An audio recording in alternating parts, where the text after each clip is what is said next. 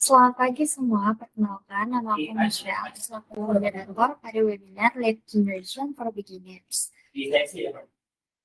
Masuk ke materi, aku mau memperkenalkan dulu nih speaker kita yang tentu aja memiliki experience di bidang sales dan marketing, dan tentu saja itu ahli di bidang sales dan marketing juga.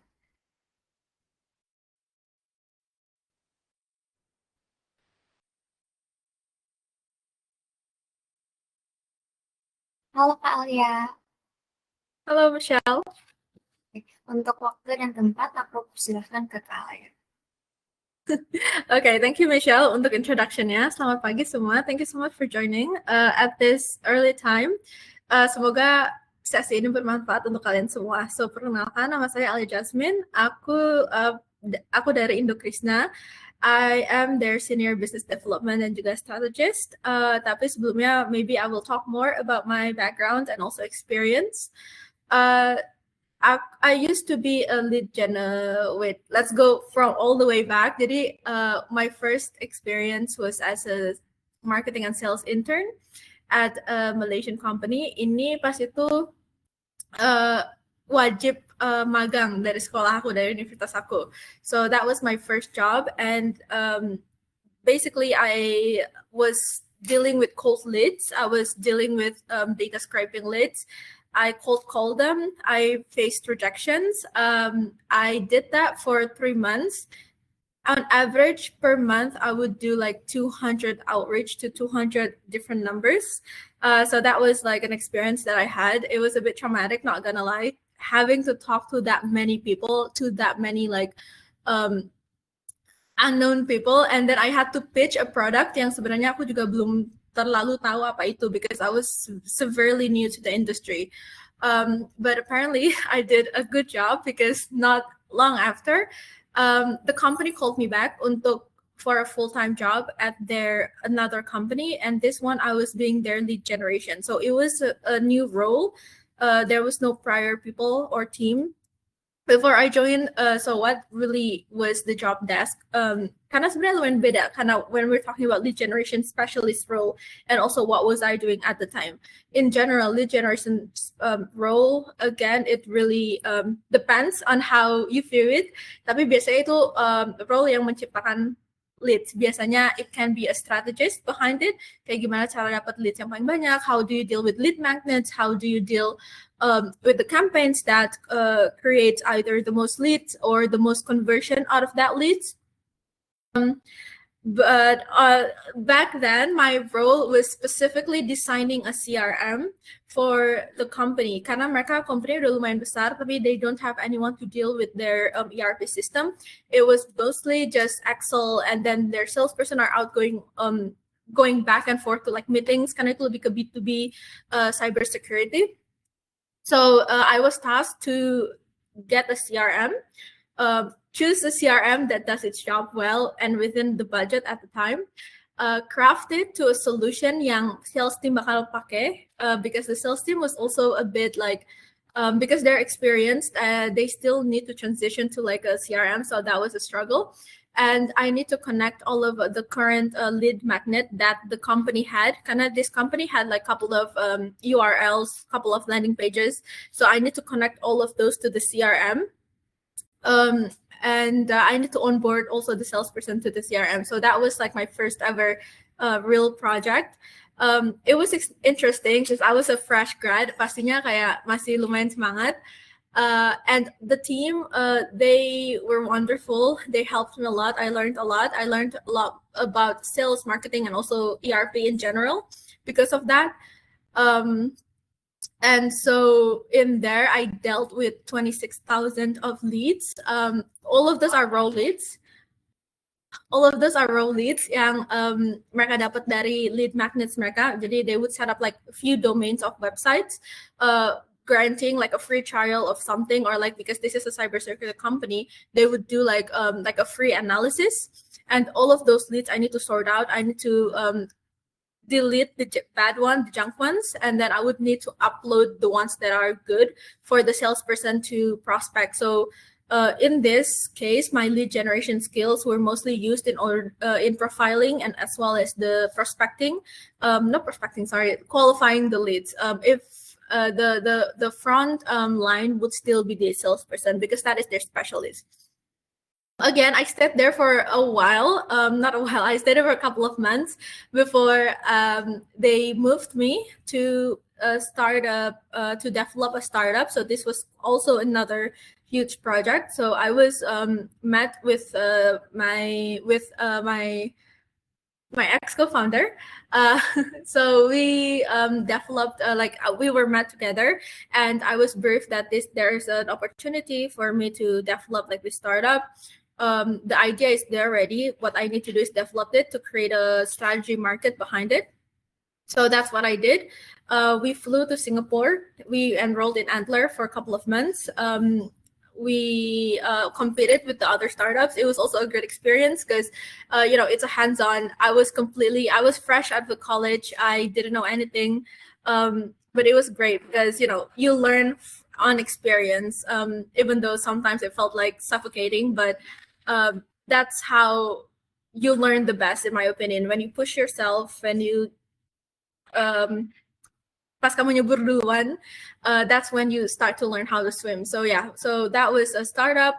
After we completed the program, kita balik lagi ke Malaysia.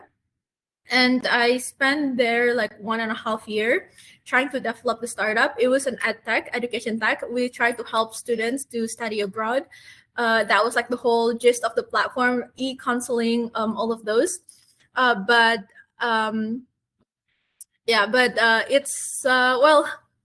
1.5 years. All startups have their end.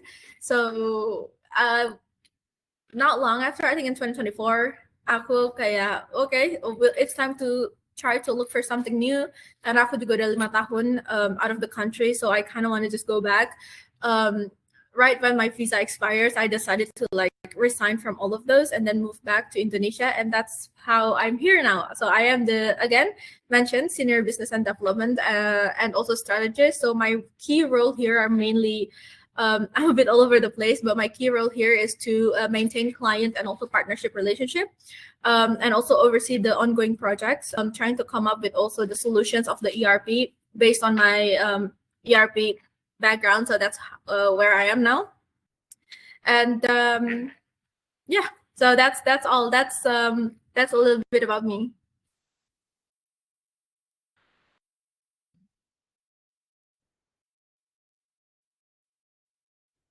Okay, dan juga mungkin untuk kontennya hari ini, this is today's agenda. So the first thing, we will be talking about the lead generation fundamentals. So what is lead generation? What are the key points that you need to know? And what are the milestones that you need to keep looking at on? What are the metrics? So all of those above. The second one, we will be talking about the hacks. Now, there are this is not like growth hacking. So there are several hacks if you wanted to up your leads. Maybe I will be talking about that later more. The third one is the software of Zoho for lead generation, and why is it the most appropriate one for lead gen.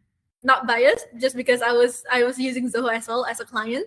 But yeah, so we will be talking more in depth about that. And the fourth one is a study case.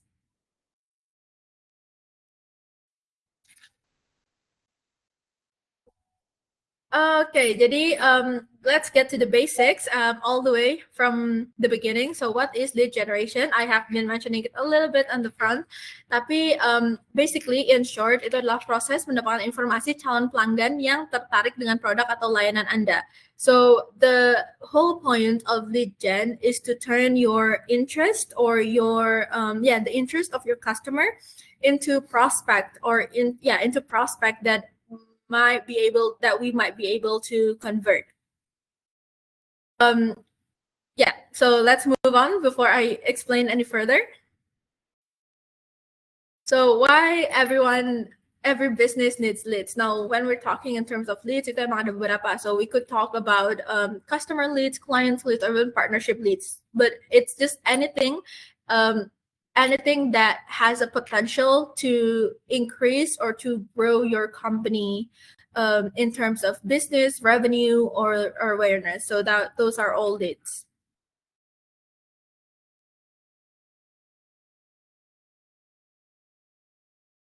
Okay, yep. As I mentioned, leads adalah orang yang menunjukkan minat, and we have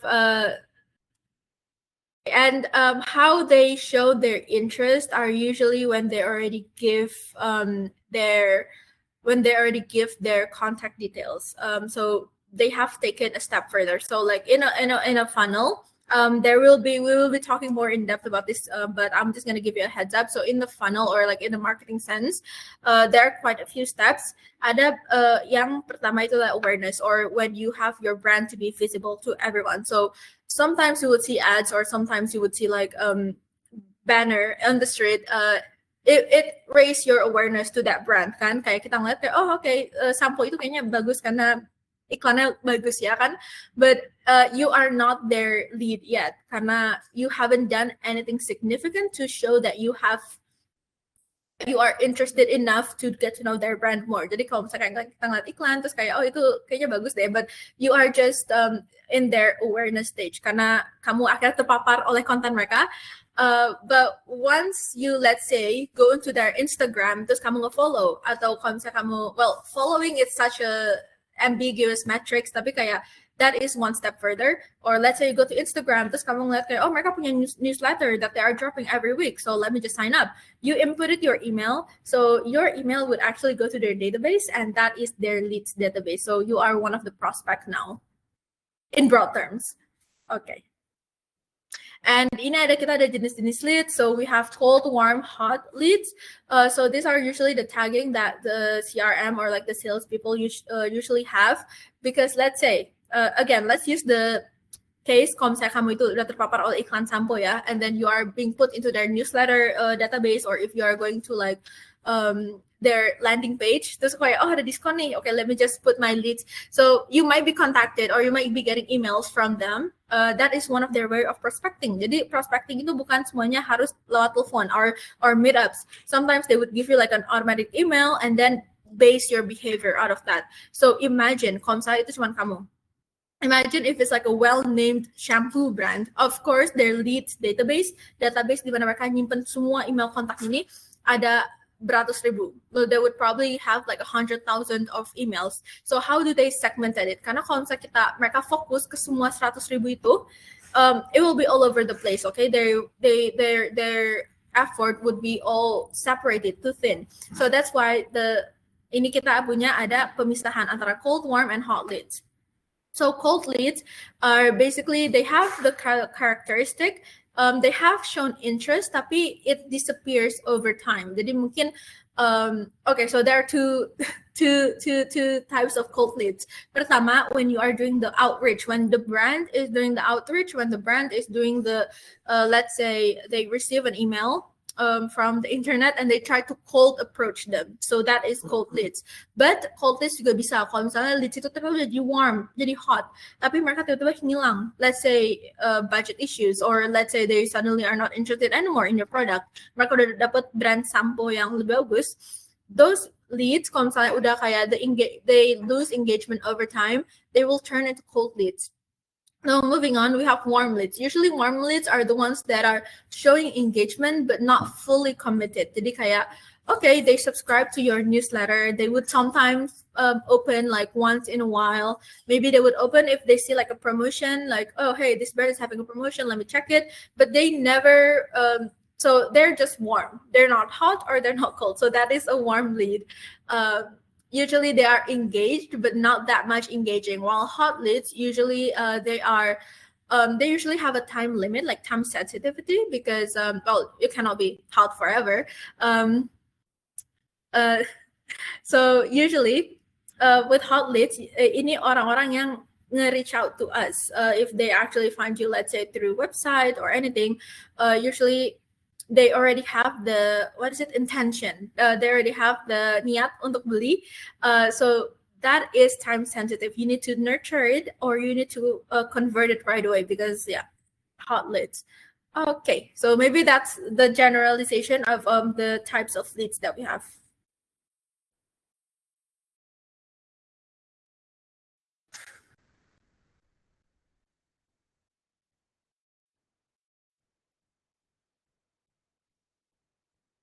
Oke, ini aku belum bisa lihat presentasinya ya.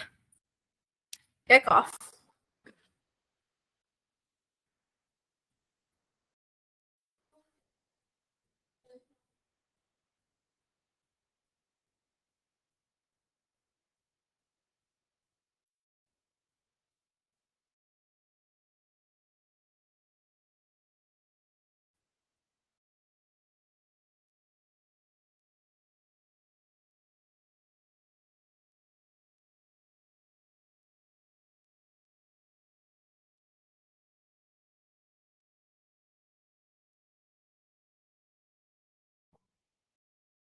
Yep, okay, all good now. Okay, yep. Jadi ini ada jenis-jenis leads. As mentioned, there are several types of leads. Leads, kalau misalnya kayak company, because company is usually customer centric. They are obviously revenue centric. And how do they get the revenue? Usually it comes from their client, kind of their customers. So when you talk about leads, the first thing that's going to be on their mind or on everyone's mind itu kalau misalnya, oh, leads itu potential buyers, potential customers, which are correct, but there are types of leads further than that. Jadi kita punya information qualified leads, marketing qualified leads, sales qualified leads. So not everything is, when you talk about leads, not everything points to your customer, tapi most probably it is because, again, stores, businesses, organizations, they are sales centric. They would need to make money otherwise, and they would get the money from their customers. Okay, so let me just break down each of these. So IQLs are the people that are looking for answers or solutions. Jadi mereka belum, maybe their buying intention is not that big yet, but they are curious. So these leads, they would be looking for information either for their own goods or something like that, but they're just looking for information. So we have marketing qualified leads.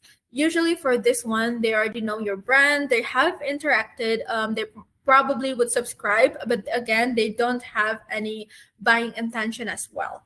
And the last one is sales qualified leads. So this one are the prospect that have called you, or they have like reached out to you. Similar to information qualified leads, usually they would start with asking questions, but biasanya itu mereka lebih committed, mereka lebih kayak berani kalau misalnya taking on the next move.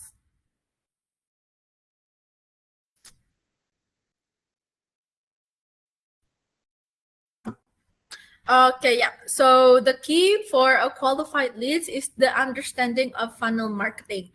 Karena as mentioned, kalau misalnya when it comes to sales and marketing, it is very crucial that you know your focus, that you know your niche. Karena if you focus on too many things at once, too many funnel at once, too many persona at once, too many types at once, fokus kamu pasti bakal lebur. Dan juga it's not gonna be, how is it, you're gonna spread yourself too thin. So a focus area with your 100% effort is better than focusing on, like, let's say 100% area but only putting 1% of yourself in each of the service.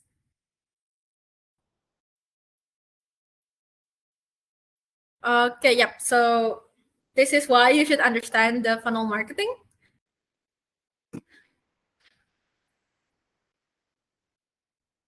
Yep. So I did briefly mention this previously. So, but we'll get more in depth about this because this is quite like the key of marketing.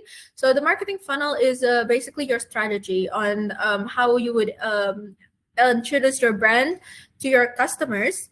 There are several steps.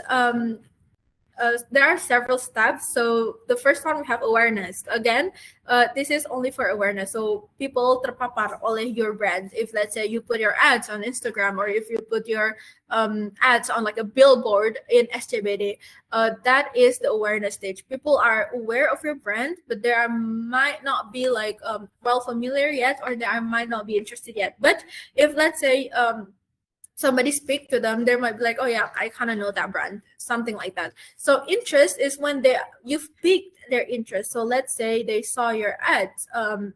So this could happen in many ways, right? So it could happen in many ways. They might be looking for something, So they might be exposed to number 1 and 2 at the same time. Kayak misalkan, let's say they are looking for a specific solution. Kayak misalkan sampo anti ketombe. They would go to like Google to show like what is the best sampo anti ketombe in Indonesia. So that's 1 and 2 at the same time. Mereka would also aware of your brand, and then they know they have an interest because they are looking for that specific solutions. Tapi ada juga di mana mereka kayak, let's say, they are walking down like the same street every day. They are looking at the same billboard every day. Dan juga lama-kelamaan, it's embedded in their mind. Kayak, oh, okay, I'm looking for sampo anti ketombe. So, might as well I shop for this brand yang sebenarnya mereka nggak tahu apa-apa, tapi unconsciously they are choosing that brand karena they're aware of it because of like the terpapar to the billboard every single day. So the third one, we have desire, and then at the end of the funnel we have action or conversion. So desire is when they are actually wanting to take actions, but maybe they are still comparing. So they know they need it, but they are still comparing like whether with brand A or brand B. Or desire is when let's say they want to buy it, but they're like, oh, it's too expensive. So usually the CTA on desire is to push conversion. So in desire, usually it's when the promotions happen, or it's when the competitor like analysis happen. It is just to push that to make that 99% 100%. And in actions, that's when they do the conversion. So that's when they decided, okay, let me just buy this, or let me just do that, let me just subscribe to this. So that is the marketing funnel. So if you focus on each step, and if you have a goal for each metric or for each segment, that would be better, because if you are focusing all at once for like a general funnel, then your focus will be all over the place. I'm gonna keep repeating this because the most important thing when it comes to sales and marketing is to know your focus and to not be distracted from that focus. We actually call it North Star metric. So it's basically what is your key objective? What is the metric that would make your business running? So North Star metrics for all businesses are different. Usually it's of clients, because again, you need money to keep the business running.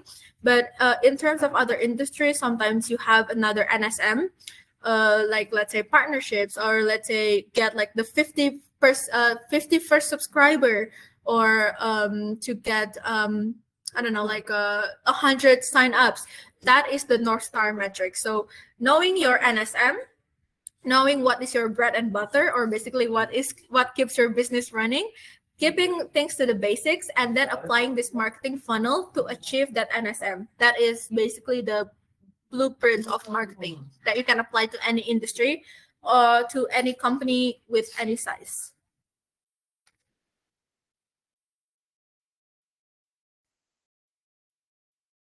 Okay, yep. So let's talk about the benefits of funneling marketing and why should you focus on it.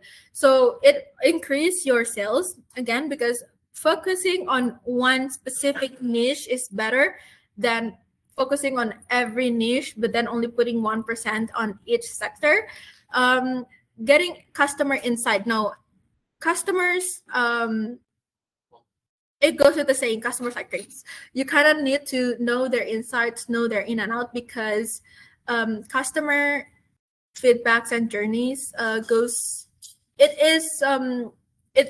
it's a type of marketing in some way. If especially kalau misalnya kalian tuh, let's say B2C atau B2B, but handles with like a person, not like B2B just selling goods, but B2B that actually handles with a person. How you treat your customer and how you actually know what your customers want, and also what your struggles with previous product or previous vendor, or even with your own product that you are selling. It is an insight that matters, karena you could improve your service to that specific client, but you could also improve for the future, so that you know, like, oh, this thing is actually annoying for some people. Okay, so let me just stop it and improve. And to identify the area that is not maximized. So we also call this the bottleneck. So let's say in awareness, interest, desire, actions, you have 100 leads in awareness. Okay, or let's say you put on like an ad on Instagram, you saw like the metrics. So let's say you have 26,000 views on reach on the ads. That's great. So interest, people are clicking on that ads. Let's say from 26,000, they only yang click itu cuman let's say 5,000. Okay, and then normal enough. So and then in desire, so people are submitting their not credentials. They are submitting their emails like to sign up. Let's say yang sign up itu cuman 300. And then action is people that are converting from that whatever it is that you are advertising, itu cuman kayak or no, let's say 200, right? So then you know where is the bottleneck is. It's between interest and desire. So that means when you know your bottleneck is, again, let's say from awareness 26,000, interest tadi cuma 5.000, desire tiba-tiba 300, action jadi 200. That is a severely high conversion rate. Tapi you know, between step 2 and 3, there is an anomaly there. Like what happened in step 2 that doesn't want to make people to go to step 3. So in here, you could look at your landing page. You could look at your sign-up form. Apakah ini gak jelas? Apakah ini ambigu? Or is there something need to be fixed in the landing page to make people want to opt in to whatever it is that you are offering? Kalau misalnya ternyata awareness-nya banyak, tapi let's say awareness 26,000, but the one who clicked on it is only 100. So that means there is a problem in whatever it is, the content that you are presenting.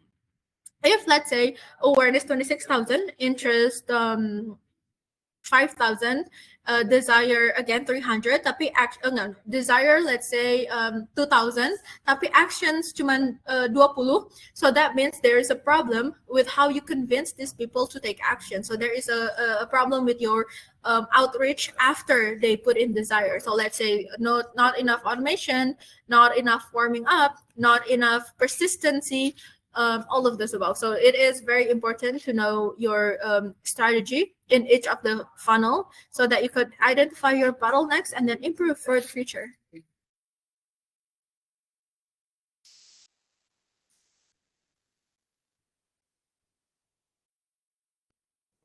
Okay, and now we are moving on to the persona. So what is your ideal customer profile? If you could build up any profile, so if you could create your own customer, what is your ideal? What is the one type of customer that would always convert whenever they see you on the street? That is your ideal customer profile. And though nobody is as perfect as that,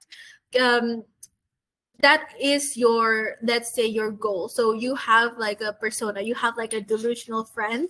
Yang kalau misalnya, let's say you are creating campaigns, creating content, creating anything, you remember this friend. Jadi kayak you are trying to please them. Okay, so I'm trying to please this demographic with this wealth metrics, with this job types. So whenever you are creating the content, you would always keep them in mind, and then you will always try to impress them. You will always try to please them, even though they're not real. But these are the type of people that you want to please. So whenever they see the content, they'll be like, "Oh, this is a good content." So yeah, in short, ideal customer profile is the representation from whatever lead prospect that you are trying to target.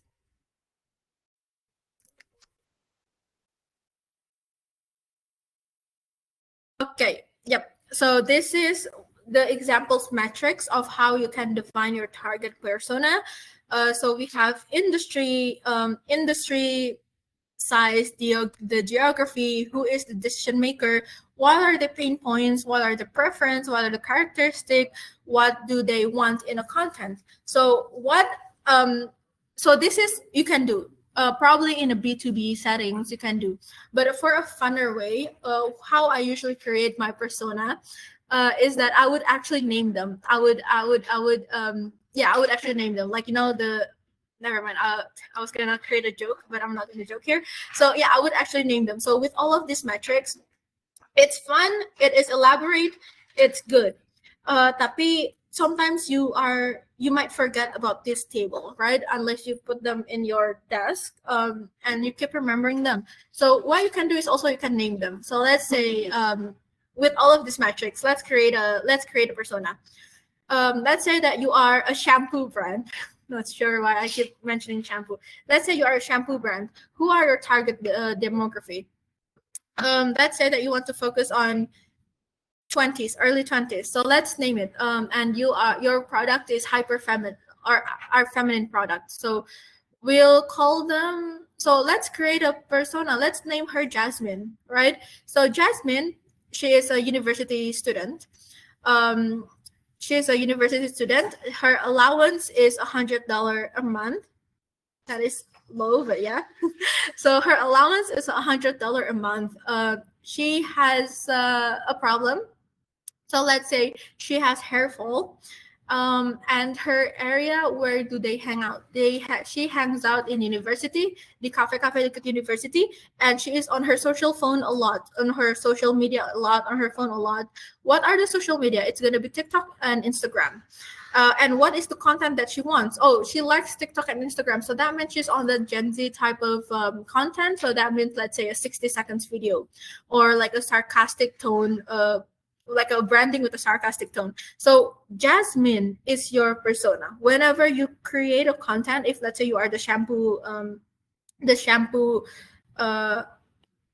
brand, you are thinking of Jasmine. Okay, so let me make an ad untuk Jasmine yang, let's say, allowance-nya cuma $100 per month. So we'll price our shampoo lesser in a range that is affordable for Jasmine, and her problem is hair fall. So we will formulate something that will help her with her hair fall, and we will also advertise it as something that will help. Where should we post that advertisement? Okay, berarti kalau misalnya Jasmine cuma hang out di university dan juga cafe university, we could advertise it in the university setting, like spanduk, or we could do a road shows in her university, or we could create ads like Instagram and also TikTok ads, but only specifically geofencing it to that university. So that is how your persona can help you to actually narrow down your marketing efforts and also to maximize the conversion results.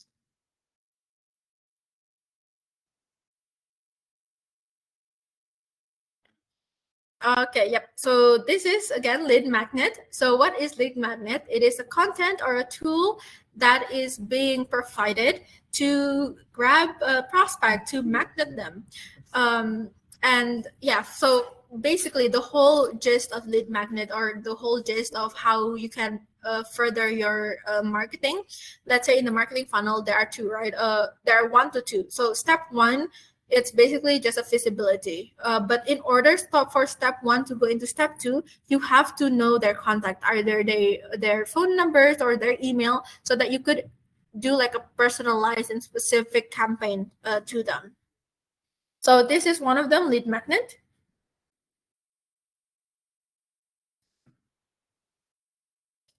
And how do you create the fit magnet for you and your company?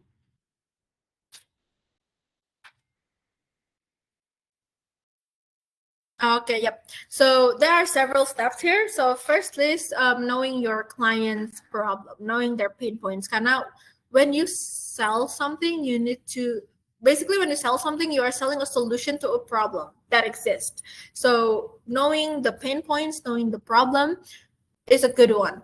And second is to create something appealing. Karena nggak semua orang pasti bakal giving away something for free, especially we are living in the 21st century.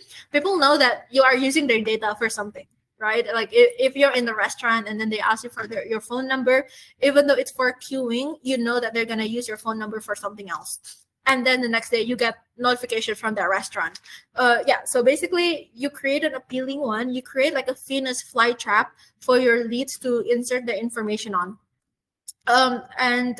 Deciding where the lead magnet needs to be placed, and also to segment the prospect, again, to personalize, because I think personalization is quite important now in the terms of marketing, especially if you compare it from like 10 years ago, because right now, if you generalize everything, let's say on the internet, people don't feel special. Clients don't feel special. They're gonna be like, okay, this is a marketing. Oh, this is just a marketing materials. But if you, let's say, personalize them, you give them like name, or you give them a name, you actually like use their name, you actually give them like, oh yeah, I totally understand your pain points, they would feel like they've been heard. So I'm guessing the actual like one of the key takeaways as well for marketing today is that you need to be relatable, not in the terms of like you need to be like Gen Z or something, but you need to be relatable in a way that clients can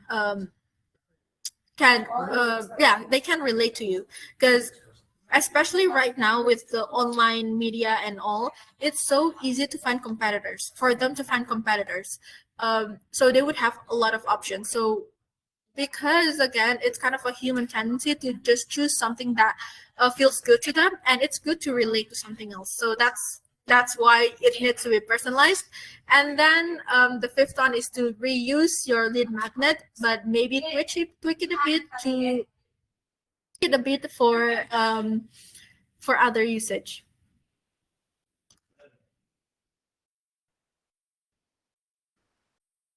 Okay, yep. So these are the types of lead magnet that you can have for your company. So the first one is the interactive one. So this is the content that actually engage the audience actively. So it is either webinar, oh, we are doing it right now, or template or quiz or something like that.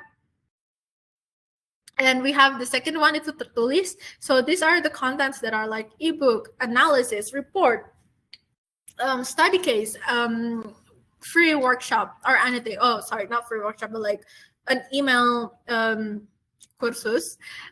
So these are the type of things that we are giving away for free in order, in exchange for them to give us their data. That sounds mean, but that is what lead magnet is. So we have video. So this is like a video content similar to like the written lead magnet type, but the difference is this is video. Free access. So this is like a trial, like, oh, you can like trial with no credit card, sign up here. So that is one of the ways. And monetary incentive. So it's like free shipping or like a free sign up discount, or a free trial. You actually see this a lot on e-commerce platform. Usually you're just going over there for like browsing, you want to see how much X priced, but then you will see like, oh, 70% discount off one time for like first time buyers. So that would actually just make you wonder like, okay, if I sign up, how much will I be getting these shoes for 70% off? So you will eventually sign up. So they already got your data, you already been magnetized, and then you apply the discount to the heels, let's say, and it's not like the price is still not fitting, but either way, they already have your lead information, so you are already in their database. But if you, let's say, apply the discount to the heels that you want, and let's say that the pricing fits, then you have taken actions. You have made a transaction of their price, so that of their platform. Sorry. So that is, yep, the types of lead magnets.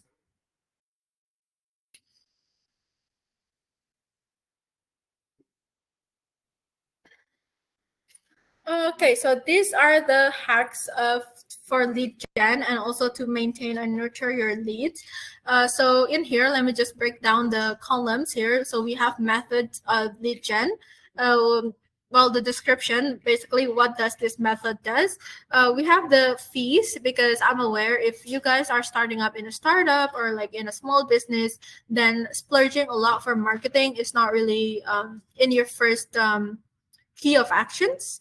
But trust, if you have prepared a good marketing strategy, as well as while taking into account the pipeline, your marketing funnel, then investing in it would actually bring your investment back. We would actually, yeah. So that's one thing to consider. Splurging on marketing isn't always bad, but knowing your priority and knowing when to spend it is important. Okay, so after biaya, we have waktu. So how long does the duration take? And then the ROI potential, and also the notes of all of this. Just remarks, just to remind you. So let's go over one by one. So first one is to optimize your landing page.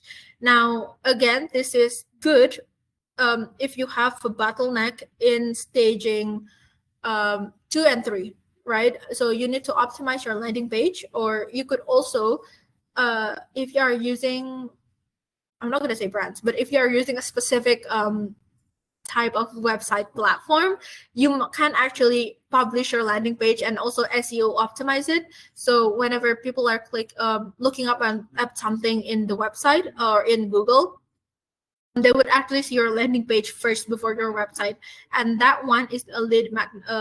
Kind of like a lead magnet, yeah. So if you optimize your landing page, then it will raise the conversion ratio in the landing page, and the cost is low. But the timing is it's small, it's not small, it's short to medium, but the ROI it's high, because if, let's say, people actually clicked on your landing page, that's already an action, that's already like a CTR, right? But once they input their names, that means they are looking for something, they have an intention in mind. They are looking for something. So if let's say this is the landing page was for something for your business, they submit their email, and then like 2 hours later they get a call from your salesperson, then they're not going to be mad. They're not going to be like, who is this person, why are they talking to me? Because they already have an intention, and they already have like the consent to be reached out to. Okay. So it is important for the fundamental for the conversion page. Okay, so another I'm gonna go over this quite quickly, because I think if I'm elaborating one by one, it's gonna take us a while. So first, we have perbaiki formulir pengumpulan lead. Now, when you are collecting data, you want to get rid as much as friction as possible. Put yourself in the customer's shoe. If, let's say, you are opening a landing page and then they're asking for your home address, they're asking for your bank account, you're not going to do that. You're not going to fill that in. Or if you're opening a landing page, you wanted to get this free ebook, and then you see like, oh, it is a 10-page essays that I need to create. Of course, they're not going to do that. So make it concise, make it straightforward. So the third one is to push testimonials. This is also important because, again, what I mentioned back then, people now, or clients or customers, tend to choose relatability. They want brands to relate to them, or they are choosing brands that they relate to. So branding story, or like the how your brand, how you present your brand to people, that's one thing. That is your marketing tactics. But another thing is for them to know that they are safe with you. And how do they know if they're safe with you? Then they need to know other people experience with you. So that would bring a sense of familiarity and also relatability that will push them to be more trustful to your brand, and to actually they would be more trustful to your brand. But for this one, the cost is low, because you are asking for feedbacks from your existing customers, your existing client base. But the timing, it depends on the industry that you are in. If, let's say, you are in an e-commerce industry, or like you are selling goods, so it's basically quite fast, right? People check out, they give you a review. But if, let's say, you are a B2B, or if, let's say, you are offering other services, it might take you a while, because it depends on your sales cycle and also the sales completion cycle. But the ROI is great, because, again, people find comfort in things that they relate to. So that is the one way to push them in conversion, is to knowing that they're not alone in choosing your product. And we have referral programs here. Of course, who doesn't like referral? So this is a bit monetizing. It doesn't always need to be money, but basically they have the customer would get some sort of benefit. If they would refer to their friends or family, they would get like some sort of benefit, discount, cashback, all of this above. Social media engagement, and also lomba and giveaway. Again, for this one, for social media engagement, it will take a while. the ROI is good if you are a B2C. If you're a B2C, then ROI in social media engagement, it's great. So again, it depends on your industry, but basically, if let's say we are all based in Indonesia, if you are looking at how skincare or makeup brands branding themselves, it's basically as a sense of female solidarity and also empowerment, and they would create their own community, and all of those is based from their social media.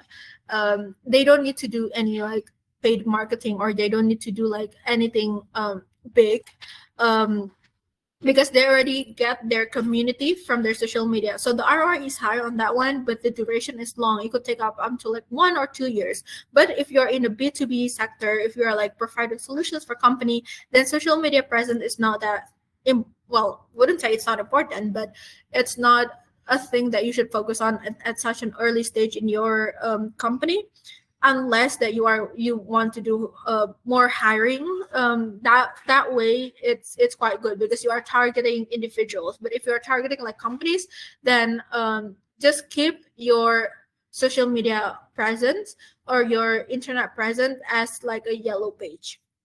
Okay, and we have Lomba and giveaway again. So this is interactive but also monetizing, because if let's say they win a competition, they would get a prize. So this raise their engagement level, as well as this would raise their engagement level. This could also raise your awareness, because usually in giveaway there are requirements like you should tag 3 of your friends, you should share this to like 5 of your friends.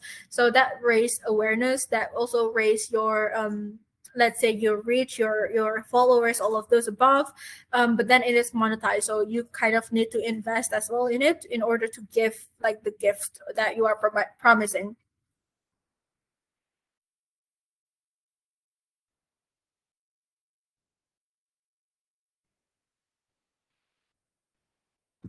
Okay, so these are also some of the ways of lead magnets.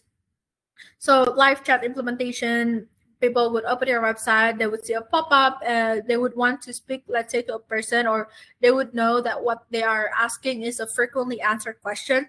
So they would insert like, they would ask the chatbot, but then usually chatbots would ask for their details first, like, hey, what's your name? What's your email? So that can also be utilized.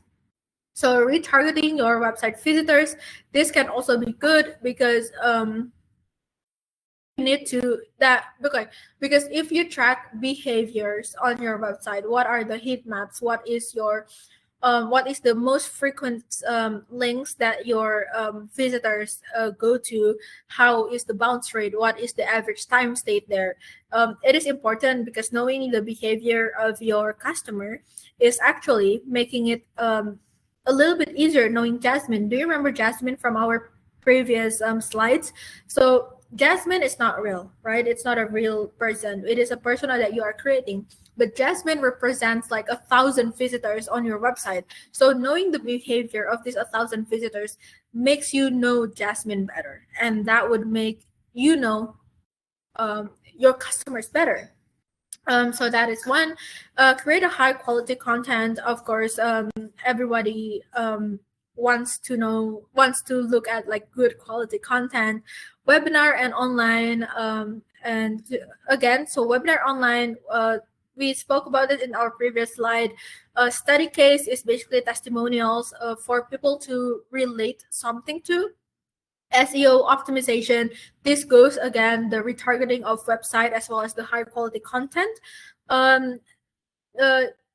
Utilize paid campaign, paid ads. So this is also this is what I mentioned earlier from the lead gen side, that it is investing in marketing.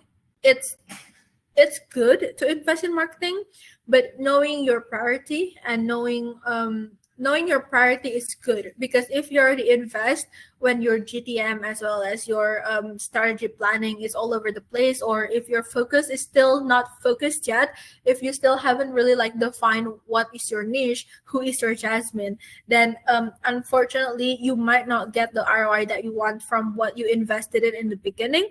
But if let's say you already noted all of those down. You have done like free marketing, and you have known like the insights. You have known what's gonna work, or well, it's never gonna work, but you have already know basically, right? Like the insight, who is your Jasmine, what are the targets. Then investing in a paid marketing can actually benefit you, and it would actually triple, quadruple your ROI. And the trial, this is one of the ways of the lead magnet.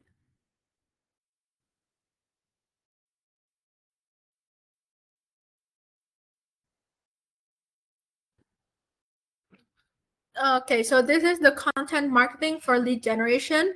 Again, these are the steps. We have awareness, evaluation, conversion, and also retention. Now, awareness is simply to grab attention, right? So the content examples would be articles, videos, postings. So you just want to grab the attention of either your potential buyers or non-potential buyers.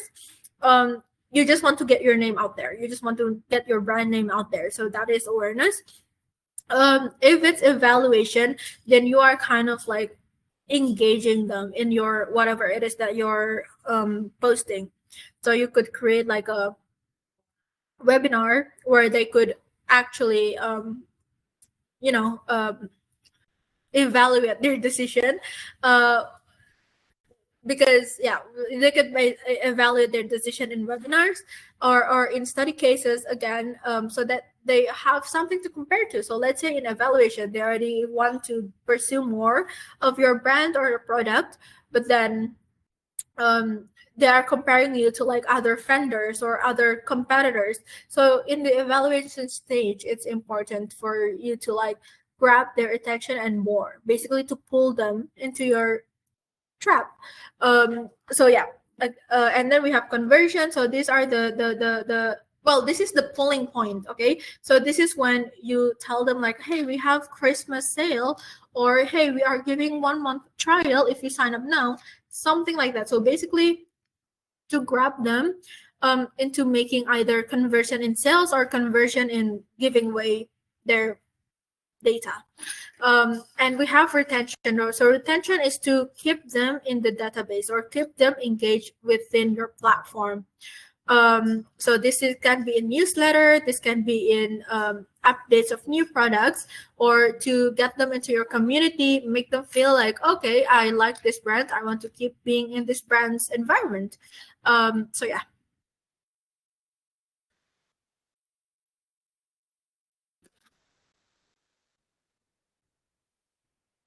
So what is the effective email marketing strategy for your business? Because after you receive all of these leads, you might want to play smart with your email marketing tactics, because if you only have them in your database, then they're not going to turn hot themselves.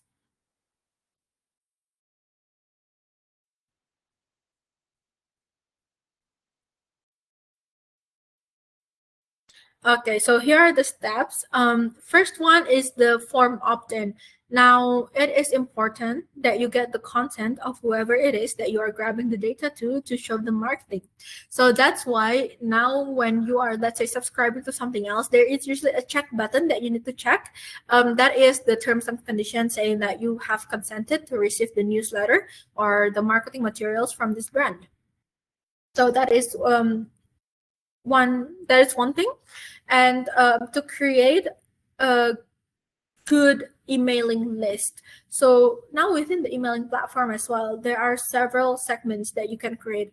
Again, this goes to how you can personalize your campaign, right? Like if you just blast out like, hey, Black Friday sale, 40% off for everyone, it's not that much interesting, right?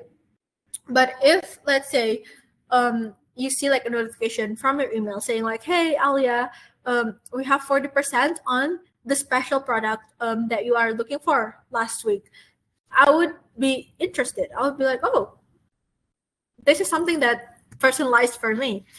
So knowing your segments is important. So a good emailing list is you segmented every each of the contact. So you got this from newsletter, so that's one segment. You got this from the contact us form, or they inquire about your product, so that is one segment. these people work in the industry of ABC. That one is one segment. Or if you have several products, then this consumer, they sign up from these ads that you are advertising on an anti-dandruff shampoo, so that you know, oh, this girl have dandruff problem. So you know what to present to them in the marketing emailing, with the email marketing. But yeah, so segmenting, knowing your differences, and also if you have like different campaigns for each, if you receive this email from like specific landing pages, you need to segment them back end in like different in different folders, in different segments. And if let's say you also got this from like a different like paid ads, let's say you are doing like a blast and you have like several paid ads up for like specific products or like specific pain points, different pain points, then you also need to categorize them in the back end, so that later on you know how to present them, or you know how what campaign do you need to release to them. You could also segment them geographically if you are a multinational, or like you operate transnation. Yeah, you could segment them by geography. So create a tidy and clear email. So this one is also important. We don't want to get clickbaited, like we clicked on a notification and then we see something that we don't want to see. So that one is important. Be short, be concise, because I think they have read enough emails from their work. They want to see something. So let's say you are in e-commerce, then you might want to use a lot of brochures. You want to use a lot of images from, like, let's say the new shoes drop from your brand. And you want to give like a big like 70% off to catch their attention. That is one for e-commerce, right? But if let's say you are providing solutions, you're providing product or software, then you want them to, when you click on them, they will see graph or charts of the conversion that your product can make, right? Because that one that will catch their attention, because nobody wants to read a long email. So usually email would be short, like 1 to 2 paragraph. Say what you want across with a lot of like good images, because these are marketing materials. Email anyway, they have opt-in for the marketing, so don't be afraid of it coming off as too markety, because these are marketing email. Unless you want to do like a sales approach, then yes, you need to create like a plain text personalized email. Okay, and personalization email, we have covered that. Segmented email, we have also covered that. Subject email yang menarik, that is also in the personalization. You might want to use their names, you might want to use some emojis if you are in that sector, just to keep it interesting.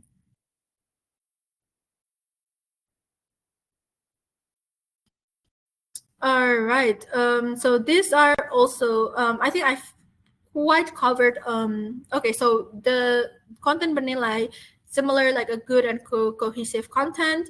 CTA, the right CTA, this is also similar. So if you have quality content, then you will already give them something that they want, insightful content.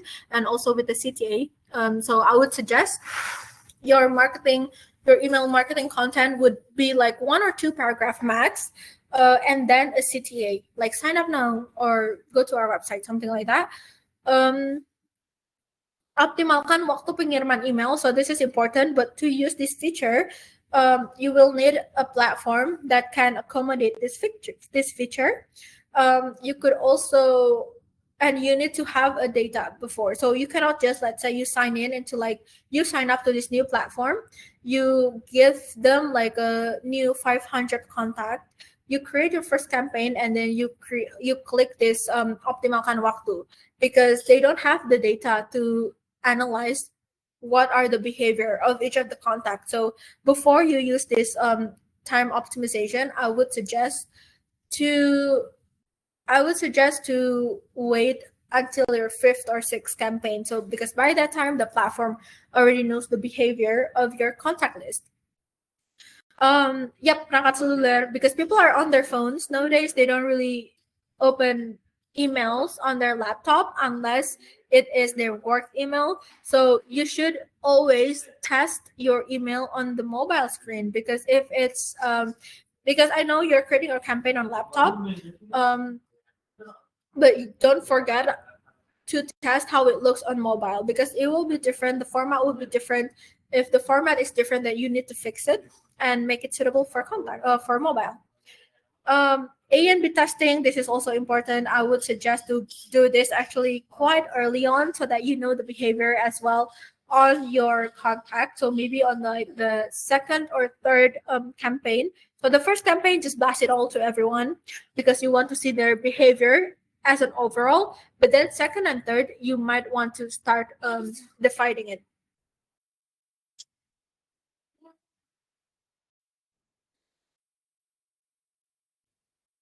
All right, so these are the software that we use for marketing, or that you can use for marketing. So we have Zoho CRM, which are the brain of all of this. You will be keeping, you will be tracking all of their behavior, all of their journey in Zoho CRM. You can tell which one has done what, or which one is coming from which campaign, or which one is coming. Yeah, so basically it's a data set. It's like database for everything, for every single apps in here. Zoho CRM is the brain for it. And we have Begin. So Begin is like Zoho CRM. It's also a CRM, but a light version. So let's say Zoho CRM scares you, or let's say that you are a small business with less than like 10 people, and you don't think CRM, like a full use case of CRM, is necessary. Then use Begin. We have Zoho Forms. We usually use this for our landing pages, or for other types of forms usage. So whenever a deal would come in, they would see a form. We usually use the form. This is for their lead magnet. We have Sales IQ. Sales IQ is chatbot, and we have bookings, Sign, Route IQ, Thrive, and CRM Plus. Well, this is I would mostly focus on Zoho CRM, because that is an all-you-can-do app.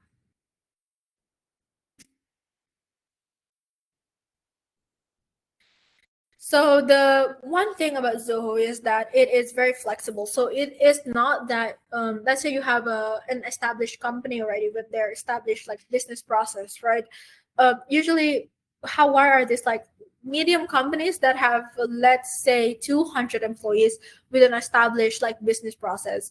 One of the reasons why they are afraid to convert or like to implement ERP in their system is because they don't want to mess up it is that they're having, because some ERPs or some CRM, they do have limitation, meaning that the client would be the one to adjust to the platform. But with Zoho, it is completely different. So with Zoho is the one that adapts to your company's business process, and that can be proven with integration. So let's say that you do like Zoho CRM, but right now you have other like accounting or like a accounting platform, then we can very well just integrate those. So you don't need to move to like the accounting software that Zoho has. But in terms of marketing, we could also integrate those with Facebook, with Meta ads, and also TikTok ads. So any leads that you receive from your campaign would be real-time synced and delivered to your CRM. It could also, so basically this is one of the big names that can be integratable with Zoho. But let's say you have like a niche platform, or you have your own platform, you have your own application, right? You want to integrate those with Zoho. Every sign up from your application, you want it to be stored in Zoho as well for your salesperson purposes. We could also do that. I mean, Zoho could also do that, because as long as that application, that platform, that organization, that whatever have an open API, Zoho can handle the integration.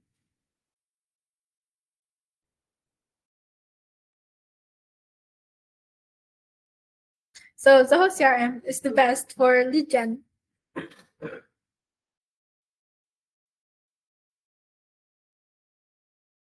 Okay, so well, segmenting is really important in marketing. So you could also do that in Zoho CRM. Now so Zoho can duplicate. Let's say you are using other mail platform. Let's say you are using MailChimp for your email marketing platform. You already segmented all of your contacts in MailChimp. You want to have a CRM, but you don't want to segment it from all the beginning, or you are afraid that you need to double segment it. So let's say you segment it in CRM, and then you have to do it manually in MailChimp. So no worries. Just integrate MailChimp and Zoho, and it will be synced real time with the behavior of, let's say, this Miss Dolores.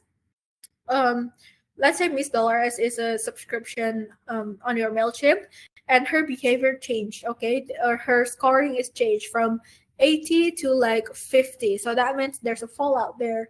That means, let's say her tagging in MailChimp going from warm to cold. That would also reflect the same in Zoho.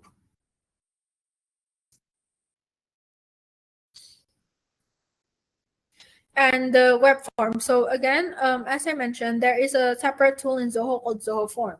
But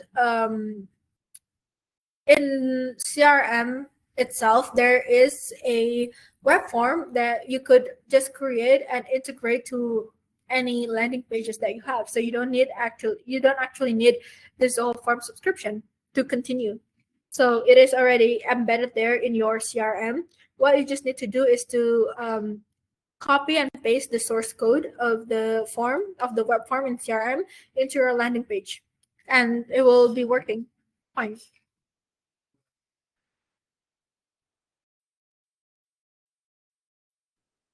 Sorry. Yep. So if you go to a lot of networking events, you would get at least probably like 50 name cards. You don't have the time to input them one by one. So no fret, Zoho CRM has the card scanning the feature. So what you just need to do is to put your card, take a photo of it or like scan it, and it will grab all the important information.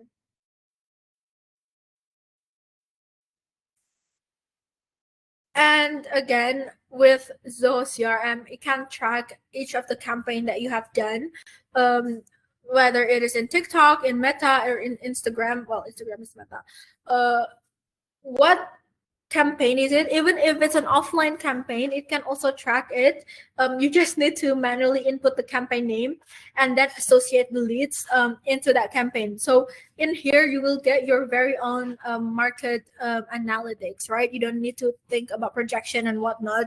You can tell like what are the campaigns that are giving you many leads. Let's say campaign A gave you like 100 leads, so that is good, right?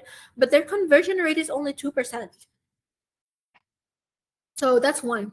But what if it's another segment for another campaign, like let's say campaign B, they are giving you only like 50 leads, but their conversion rate is 50%. So in this aspect, you know what is your priority.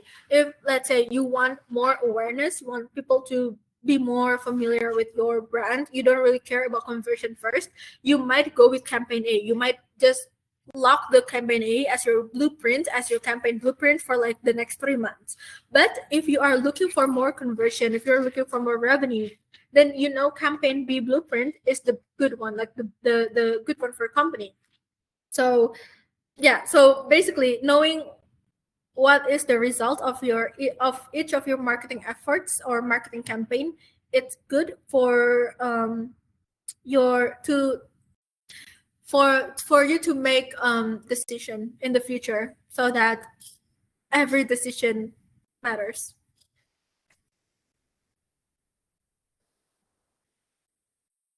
Yes, again, as it is integratable with Google, it can also track all the Google ads that you are creating.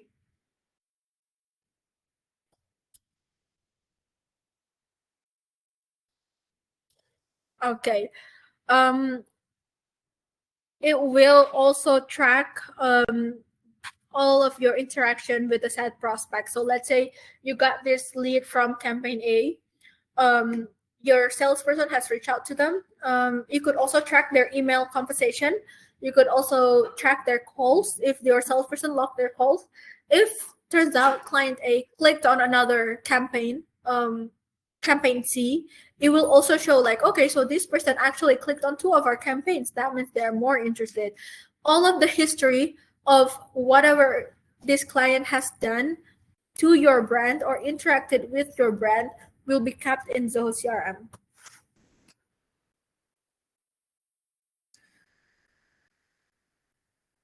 So Zoho CRM can also send emailing, but it is not in depth or as an emailing platform. It can trigger an email automation. You could set up an automation flow with its CRM itself. But if you're looking for like campaigns, as in like email blast, email analytics, then I would suggest you for another product called Zoho Campaign. Or if you do have your own, again, don't worry, we can integrate it with Zoho so that you could still do your email campaign activity in that separate platform.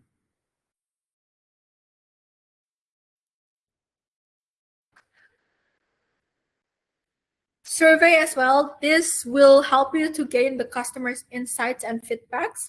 After a sale, you could automate an email. So let's say if a client has been proceed to the closed one, their staging is closed one, and we have received their payment or like whatever, they have completed their sales cycle, then the system itself can be automated to trigger a feedback email to this client like, hey, thank you for your transaction with us. Could you please complete like this 5-minute survey of your time for us to improve our service? That can also be done. And the survey itself can also be sourced from Zoho CRM.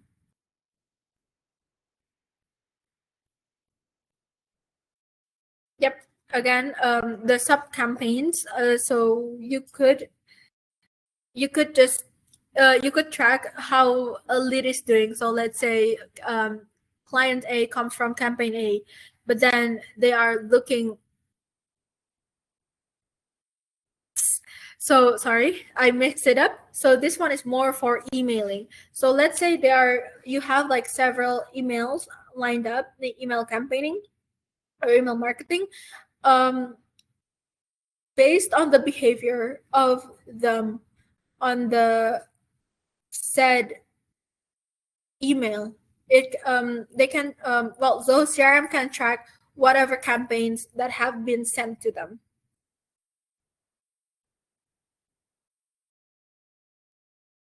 Again, market analytics, this goes in the reporting section. For the analytics, it can show your marketing insights from the current leads and current pipeline that you have. But it could also, if you are filling out the data correctly, show you the market analysis as a whole, as a general. So you know which industry that is most proficient with your product, or which age target audience, all of those above. But again, this can only be done, or the reporting can give you a full reporting analysis if you are filling the data correctly, because they don't have any data. They're using your data to analyze it. Okay, so that is it. At the end of the presentation, wow, that was quite a journey. Hopefully you're not tired listening to me. So we will open the floor for questions. Do we have any questions?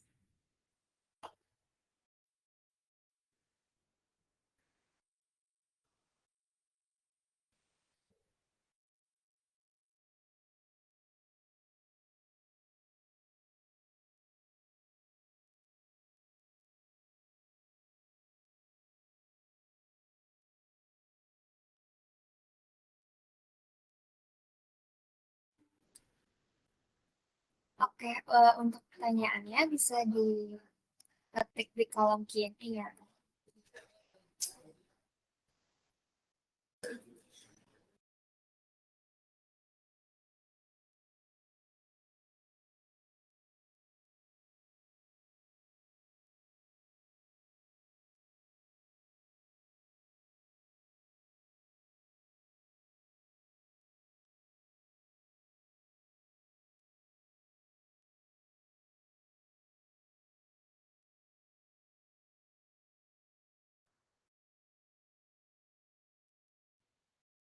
the reaction like this. I said question and answer. Question and I was- answer. Okay. Okay. We have a question here. Michelle, do you want to read that out? Oke, kita ada pertanyaan dari Ella, yaitu gimana ya Kak generate leads paling gampang sebagai social media specialist? Good question. Thank you first again, Naila, for the question. I think this is a really good one, especially if, let's say, you're an aspiring social media specialist. Jadi again, to answer a question, it depends on the industry because marketing, there is no simple formula that you can just implement for all. Pasti ada beberapa yang harus diganti. Kayak misalkan kita industri B2B, then there is a specific ways to do it. So don't take my word at face value, but I am giving you like a advice probably. Jadi you need to analyze what is your industry. Again, who is your Jasmine, right? Siapa persona yang kamu mau target? Kalau misalnya, let's say we will take it at the one industry or the one persona that is using social media is usually e-commerce, and they usually target individuals di social media.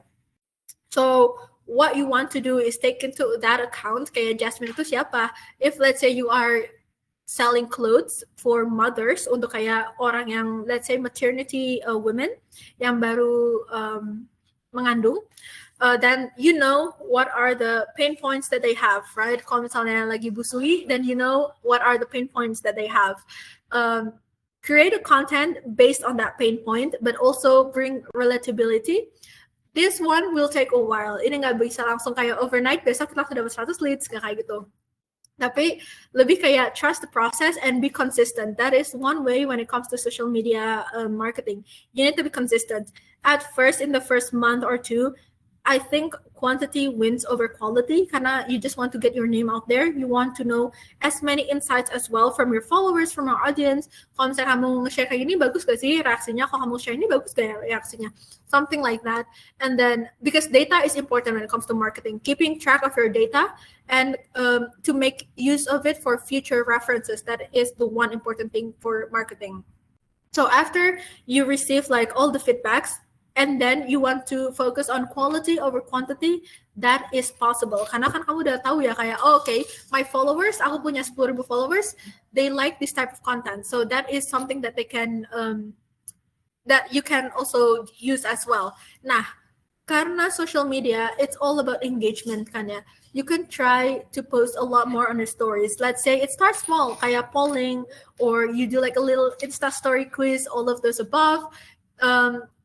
Because the community, because you are, when it comes to social media marketing, you want to build a community of people, right? Like they don't want to just see you like hard selling your product. They want to feel like, okay, I'm a part of this community. So that is one. Engage them. For every, let's say, DM or comment that you get, make sure you as a social media specialist atau your team to always reply, because nobody likes getting read by a brand, especially if you show like support to them or if you show complaint to them. You need to always reply to them to make sure like, okay, I am the face of the brand, things like that. So after you build that trust, that is when you can generate leads. So this one is more on organic. You can post like your, let's say,